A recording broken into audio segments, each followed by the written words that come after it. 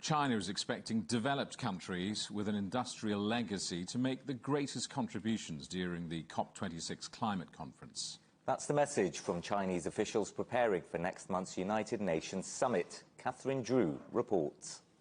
Fresh from the end of the UN's biodiversity conference in Kunming last week, Chinese officials say they are fully focusing on what they said was a closely related area, the upcoming COP26 climate change summit in Glasgow.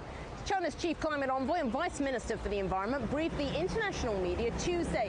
Both stressed the need for countries to fully implement their commitments made in the Paris Climate Accord, with the danger that unmet targets would become political slogans. They urged countries to work together, saying multilateral efforts are essential to fight climate change. However, China's ambassador to the UK warned that developed nations should not point fingers at China and other developing nations when they owe what he described as an environmental debt. Developed countries with a couple of 100 years of industrialization behind them and historical environmental debts should take the lead in reducing emission sustainability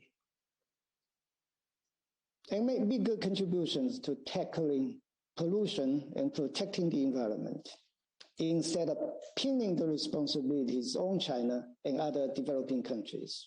The official said developed nations must help poorer ones by providing green finance, sharing green technology and building capacity to fight climate change. China's ambassador to London pointed to BYD electric buses on the streets and wind farms as evidence the UK and China should continue to work closely together with their interests aligned on this matter. The official said China is determined to achieve its double commitments of reaching peak carbon emissions by 2030 and becoming carbon neutral by 2060, and its words will be backed up by actions. They challenged all countries to do the same. China always keeps its promise.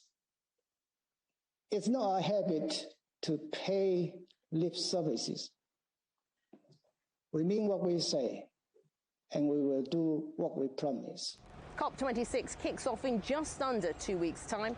Catherine Drew, CGTN, at China's embassy in London.